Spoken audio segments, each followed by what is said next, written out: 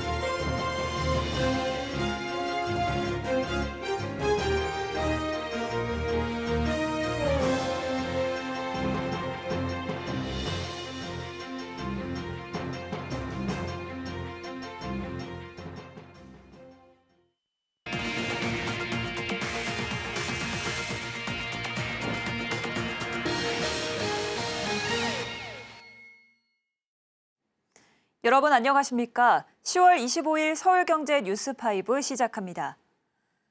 기아가 올해 3분기 3조 원에 육박하는 영업이익으로 역대 3분기 기준 최대 실적을 냈습니다.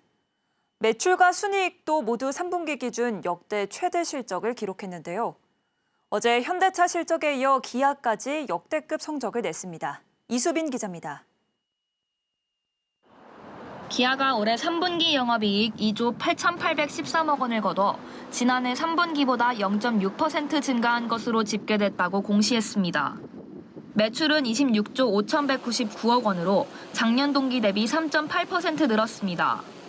순이익도 2조 6,779억 원으로 2.1% 증가했습니다. 매출과 영업이익, 순이익 모두 3분기 기준 역대 최대 실적입니다.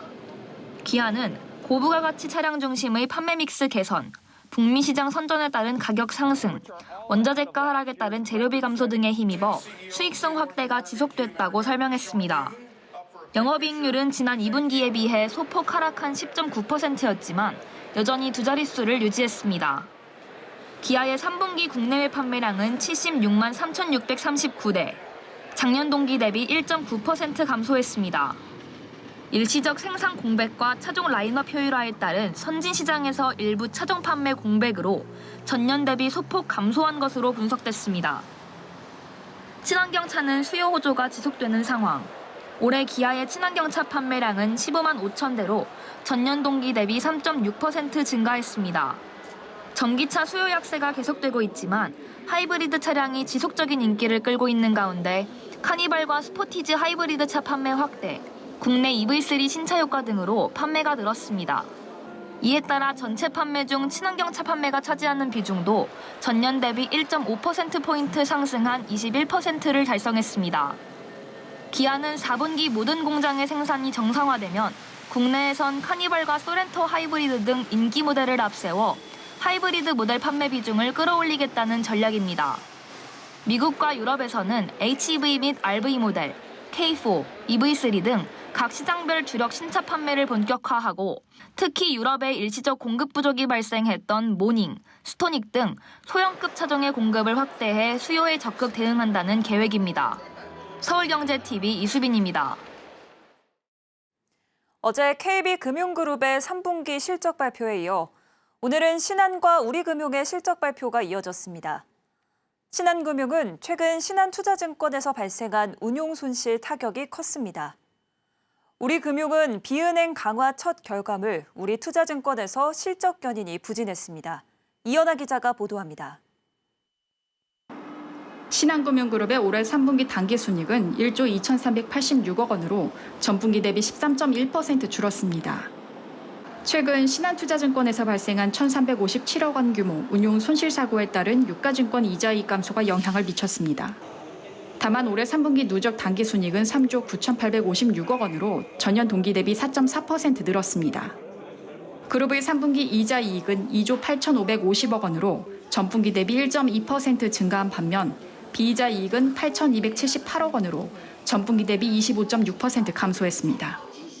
주요 그룹사별 3분기 당기순이익을 보면 신한은행은 1조 493억 원으로 전분기 대비 6.7% 감소했고 신한카드는 1,734억 원으로 전분기 대비 10.7% 감소했습니다. 신한투자증권은 3분기 168억 원의 당기 순손실을 기록했고 신한라이프는 3분기 당기순이익 1,542억 원으로 전분기 대비 2.8% 감소했습니다. 반면 신한캐피탈은 유일하게 전분기 대비 순이익 증가를 기록해 3분기 당기순이익 442억 원으로 집계됩니다. 또 이사회는 3분기 주당 배당금 540원, 총 4천억 규모 자사주 취득 소각을 결의하며 자사주를 올해 말까지 2,500억 원, 내년 초까지 1,500억 원을 취득해 공백기 없는 자사주 정책을 추진하겠다는 계획입니다. 그룹의 9월 말 잠정 BIS 자기자본 비율은 15.98%, 보통주 자본 비율은 13.13%입니다. 우리금융그룹의 올해 3분기 당기 순이익은 9,040억 원으로 전분기 대비 2.9% 줄었습니다. 다만 올해 3분기 누적 당기 순이익이 전년 동기 대비 9.1% 증가한 2조 6,591억 원입니다. 그룹의 3분기 순영업이익은 2조 7,120억 원, 이자이익은 전분기 대비 1% 증가한 2조 2,190억 원, 비이자이익은 전분기 대비 7.9% 감소한 4,930억 원입니다. 기업가 가계대출 부분의 고른 자산 성장이 이자이익 증가를 견인한 것으로 분석됩니다. 3분기 은행의 총대출 규모는 340조 원으로 기업대출은 전분기 대비 4.3% 증가한 191조 원, 가계대출은 전분기 대비 6.2% 증가한 145조 원으로 나타났습니다. 주요 자회사별 실적 현황을 보면 우리은행은 8,520억 원으로 전분기 대비 3.9% 감소했습니다. 우리카드는 전분기 대비 1.8% 증가한 560억 원, 우리금융캐피탈은 전분기 대비 23.4% 감소한 360억 원입니다. 한국포스증권과 우리종합금융 합병으로 지난 8월 출범한 우리투자증권의 3분기 당기순이익은 60억, 3분기 누적 당기순이익은 90억 원입니다. 그룹의 3분기 ROE 10.82%, 보통주 자본 비율 12%, 고정이하 여신 비율 0.55%, NPL 커버리지는 152.3%로 안정적 손실 흡수력을 유지했습니다. 대손 비용률은 0.44%로 전년 동기 대비 0.03%포인트 상승했는데 실물 경기 둔화와 부동산 PF 구조 조정 영향에 따른 비은행 중심 경상 대손 비용 증가가 영향을 미쳤습니다. 우리금융은 2025년 보통주 자본 비율 12.5% 조기 달성과 중장기 총주주 환원율을 50%로 끌어올리겠다는 내용 등을 담은 기업가치 재고 계획에 속도를 내겠다고 강조했습니다. 서울경제TV 이연아입니다. 삼성전자 주가가 오늘 또다시 52주 신저가를 갈아치웠습니다. 삼성전자 미래가 위태롭다는 진단이 나오는 가운데 국민연금이 역할을 해야 한다는 지적이 나옵니다. 김보연 기자입니다. 삼성전자가 또다시 52주 신저가를 새로 썼습니다. 이날 오전 9시 6분쯤 유가증권 시장에서 전거래일보다 1.24% 내린 55,900원을 터치하며 주저앉았습니다. 외국인과 기관의 강한 매도세 때문으로 풀이됩니다. 전일 기준 외국인의 삼성전자 순 매도량은 1,131만 5,561주로 6,500억 원을 넘어섰는데 이날 코스피 시장 전체 순매도량인 6,071억 원을 초과한 수준입니다. 전일 기준 32일 연속 순매도인데 외국인 투자자들은 이 기간 삼성전자 주식 약 12조 원어치를 내다 팔았습니다. 앞서 외인들의 순매도 행렬이 이어졌던 2022년 3월과 비교해봐도 규모와 기간 모두 심각한 상황입니다. 상속세 납부를 위해 삼성전자 주식을 담보로 대출받은 삼성일가 주요 주주들도 담보가치 절하로 인해 담보 유지 비율 아래로 주가가 떨어졌습니다. 추가 담보를 내놓거나 대출금을 갚아야 하는 상황까지 벌어졌습니다. 물론 겨울 매출을 준비하지 못한 삼성전자의 문제가 가장 큽니다만 대표적 기관 투자자이자 증시 안전판인 연기금의 역할론 또한 대두하고 있습니다. 한국거래소에 따르면 올해 초부터 전일까지 연기금, 공제회, 국가, 지자체 등은 코스피에서 1조 2,146억 원을 순매도했습니다. 연기금을 포함한 기관 투자자의 연중 코스피 순매도액은 6조 2,745억 원에 달합니다. 올해 내내 밸류업 기조를 강조하면서 코리아 디스카운트 해소가 정책 목표였음에도 불구하고 연기금을 비롯한 기관 투자자들은 국장에서 주식을 사들이는 금액보다 내답한 금액이 더 많은 것입니다. 국내 증시 약세장이 연기금의 5년 연속 코스피 시장 순매도 때문이라는 분석도 나옵니다. 국내 증시의 방향성을 이끄는 주요 투자 주체인 국민연금이 나라 경제를 지탱하고 기업 자금을 유치해 긍정적 낙수 효과를 일으키는 대들보 역할을 해야 한다는 것입니다. 정의정 한국주식투자자연합회 대표는 증시의 구원투수 역할을 해야 하는 국민연금이 외인에 따라 우르르 팔면 국내 증시가 하락할 수밖에 없고 여기서 빠지는 자금이 부동산으로 흘러가서 현재 제2의 부동산 폭등이 올 수도 있다는 이야기가 나오고 있다며 국민연금이 제 역할을 해야 할 때라고 밝혔습니다. 서울경제TV 김보연입니다. 한국전력이 산업용 전기요금을 대폭 올리기로 하면서 철강업계의 시름이 깊어지고 있습니다. 철강업계가 중국산 저가 철강 제품으로 골머리를 앓고 있는 가운데 원가 부담이 가중되면서 이중고를 겪고 있는 모습입니다. 김효진 기자입니다. 한전이 올 4분기부터 산업용 전기요금을 킬로와트 시당 16.1원 올리기로 했습니다. 대기업과 중견기업은 킬로와트 시당 16.9원, 중소기업은 킬로와트 시당 8.5원 인상되는 겁니다. 산업용 전기요금 인상은 11개월 만으로 평균 9.7%가 인상됩니다. 한전은 이번 전기요금 인상에 대해 그간 누적된 원가 상승 요인을 반영하면서 물가와 서민 경제 부담을 고려했다고 설명했습니다. 전기요금 인상에 철강업계의 부담이 커질 전망입니다. 철강은 대표적인 전기 다소비 산업이기 때문 전기료는 철강 제품 원가의 10에서 20%를 차지합니다. 국내 철강업계는 중국에서 밀려나온 저가 철강 제품들로 골머리를 앓고 있는데 이번 전기요금 인상으로 이중고를 겪을 것으로 예상됩니다. 실제로 국내 철강업체들은 긴축 경영을 하며 허리띠를 졸라매고 있습니다. 현대제철은 공장 가동률을 60%로 대폭 줄였고 동국제강은 야간에만 공장을 운영하고 있습니다. 3분기 국내 철강업계의 영업이익은 크게 줄어들 것으로 예상됩니다. 포스코 영업이익은 작년 3분기보다 32.27% 하락한 8,102억 원을 기록할 것으로 관측됩니다. 현대제철 영업이익은 작년 3분기보다 52% 감소한 515억 원을 기록했고 동국제강은 작년 3분기보다 75%가량 감소한 268억 원의 영업이익이 예상됩니다. 업황 회복 지연에 전기요금까지 철강업계의 발목을 잡을 것으로 예상되면서 철강업계의 시름이 깊어지고 있습니다. 서울경제TV 김효진입니다. 개인 디자이너 브랜드가 급부상하며 대기업 중심의 기존 패션 산업 구조가 변하고 있습니다. 개인 브랜드들이 빠르게 성장하면서 시장의 중심에 서고 있는데요. 이에 대응해 기존 패션 업체들이 신진 디자이너 발굴과 육성에 나서고 있습니다. 이혜연 기자입니다. 패션업계의 개인 신생 디자이너 브랜드 시대가 열렸습니다. 대기업 브랜드 중심으로 이뤄져 온 패션업계 구조가 이제는 개인 디자이너 브랜드 중심으로 바뀌고 있는 겁니다. 과거 삼성물산, 신세계인터내셔널, 한섬 등 대기업 패션 계열사들이 업계를 주도했지만 지금은 상황이 달라졌습니다. 금융감독원 전자공시 시스템에 따르면 올해 2분기 삼성물산 영업이익은 전년 동기 대비 8.77% 하락한 520억 원, 신세계인터내셔널은 27.3% 감소한 133억 원, 한섬은 41억 원으로 30% 줄었습니다. 반면 대표적인 개인 디자이너 브랜드 맛땡킴은 올 상반기 매출이 전년 대비 65% 증가한 700억 원을 돌파하면서 역대 최대 반기 실적을 달성했습니다. 지난 2021년부터 맛땡킴에 투자해온 브랜드 인큐베이터 기업 하고하우스는 지난해 창립 이래 최고 실적을 달성하는 등 레거시 패션 업체들과는 다른 성장세를 보였습니다. 소비 트렌드의 변화로 개인 디자이너 브랜드가 강세를 보이자 신진 브랜드 육성과 발굴은 선택이 아닌 필수로 자리매김하는 모양새입니다. 레거시 패션 업체들은 이를 위한 인큐베이팅 프로그램을 도입하고 있습니다. 신세계 인터내셔널 산하 신세계 톰보이는 지난 23일 한국콘텐츠진흥원과 함께 프로젝트 엑셀러레이팅 F 데모데이를 진행하고 우수 브랜드를 선정했습니다.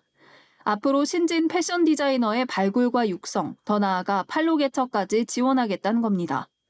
프로젝트에 참여한 디자이너들과 다양한 협업을 계획하고 있으며 이들을 통해 K-패션이 글로벌 시장에 알려줄 수 있는 기회가 되길.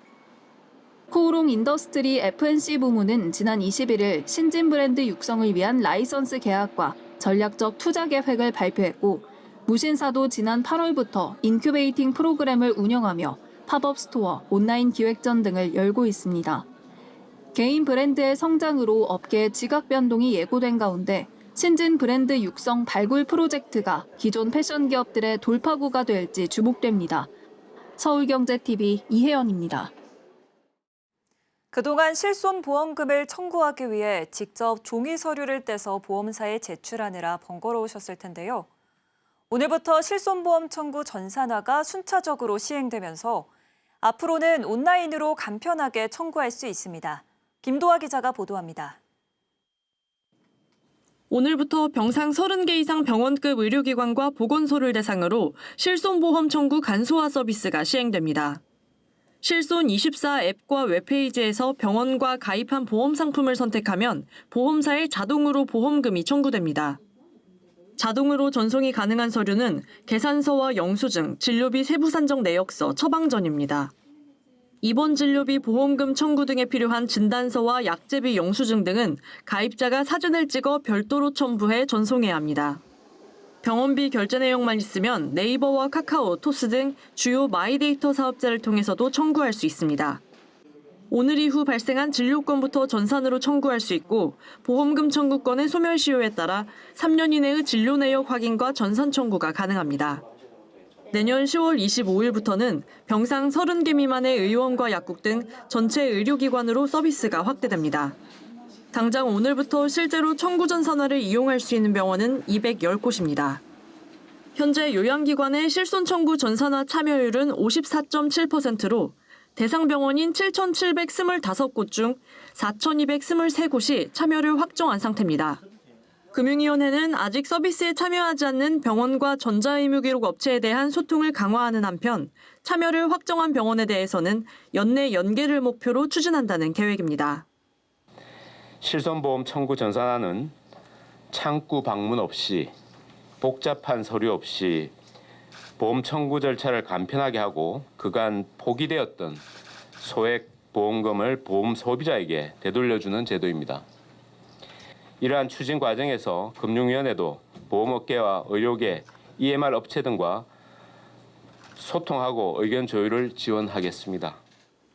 정부는 전산 청구가 가능한 병원 안내를 위해 실손24에 내 주변 병원 찾기 기능을 추가하고 조만간 네이버 지도 등 주요 지도 앱에서 실손 청구 전산화를 이용할 수 있는 병원이 표시되도록 연계한다는 방침입니다.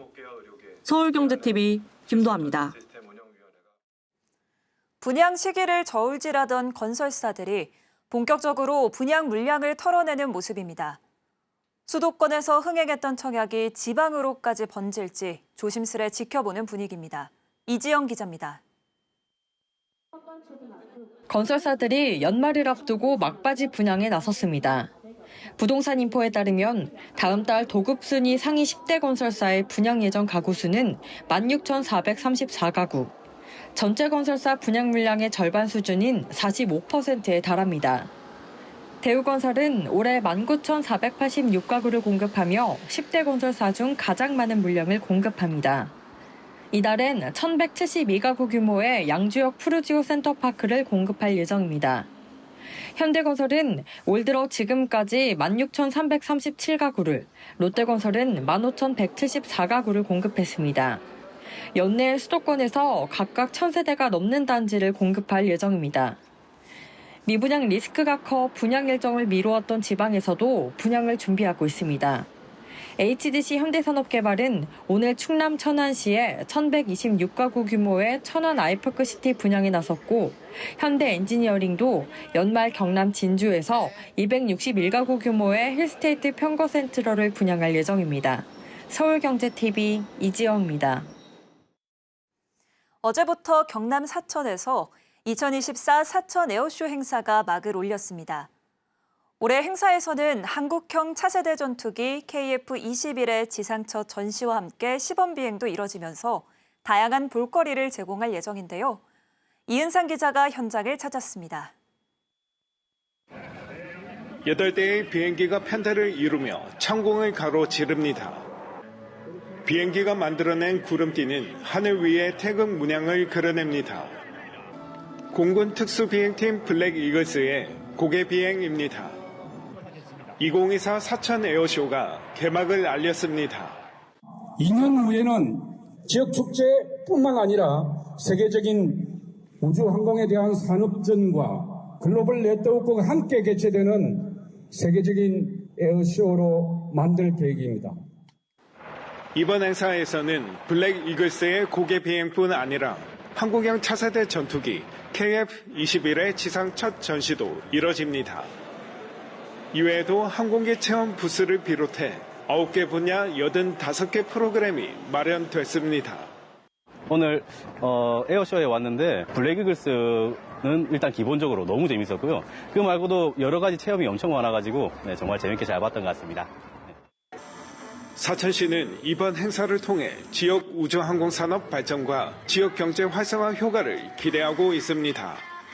사천시와 대한민국의 우주항공산업 발전을 기대합니다. 행사 기간 동안에 많은 관람객이 우리 사천시를 방문함에 따라서 지역 경제에 미치는 영향도 상당하다고 자부합니다. 이번 에어쇼 행사는 오는 27일까지 계속됩니다. 서울경제TV 영남 이은상입니다.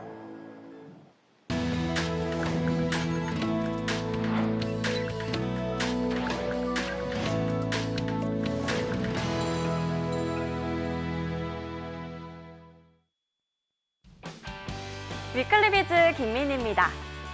갑자기 추워진 날씨에 우리 집 강아지 감기 걸릴까 걱정인 분들 많으셨죠? BYC는 반려견들이 추운 겨울을 따뜻하게 날 수 있도록 반려견용 네이인 게리아스 신상품을 출시했습니다. 게리아스는 개와 메리아스의 합성어인데요. 게리아스는 2022년 출시 이래로 매년 품절 대란을 일으키며 품목수를 계속해서 늘려오고 있습니다. 게리아스가 반려견들의 건강은 물론 개성 있는 패션 센스까지 챙겨주면서 견주들의 많은 관심을 받고 있는 겁니다. 올해는 작년 큰 인기를 끌었던 할매, 할배, 빨간 내복과 더불어 누빔 조끼와 내복, 후디를 추가적으로 선보이는데요. 조끼에는 강아지 모양의 와펜과 포켓을 출시해 포인트를 주고 내복은 골지 패턴 원단을 활용해 보온성을 강화했습니다. 겨울 산책도 따뜻하게 나설 수 있으니 강아지에게도 견주에게도 좋은 소식이네요. 한강 세비섬에 초대형 만두가 떠올랐습니다. 롯데웰푸드 간편식 브랜드 식사이론이 진행하는 오프라인 이벤트의 일환인데요. 롯데웰푸드는 27일까지 한강 세비섬에서 팝업 스토어를 열고 식사이론 브랜드 알리기에 나섭니다. 우리 세비섬 앞에 건물 5층 높이의 대형 만두 조형물을 띄워 눈길을 사로잡았는데요.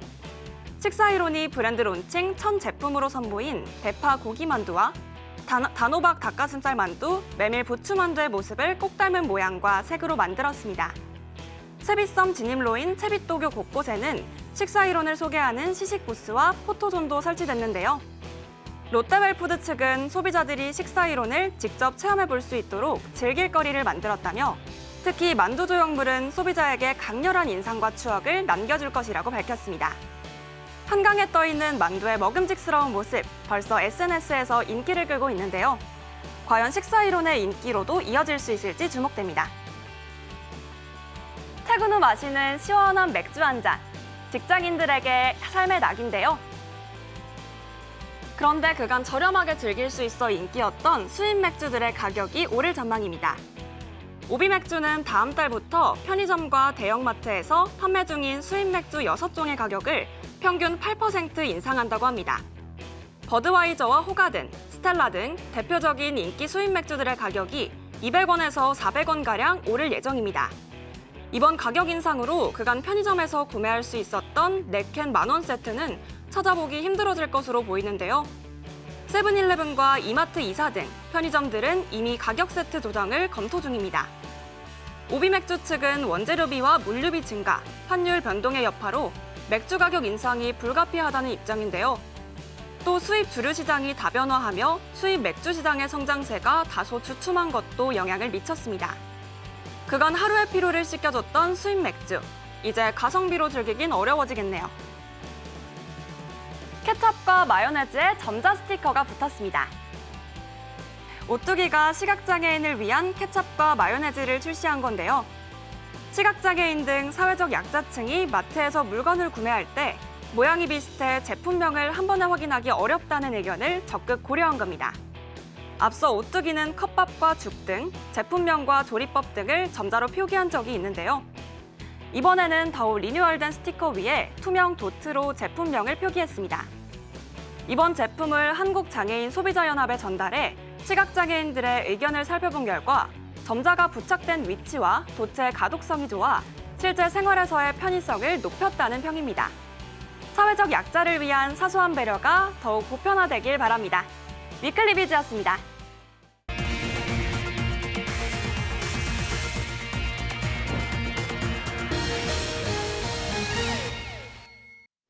서울경제 뉴스5 저희가 준비한 소식은 여기까지입니다. 함께해 주신 여러분 고맙습니다.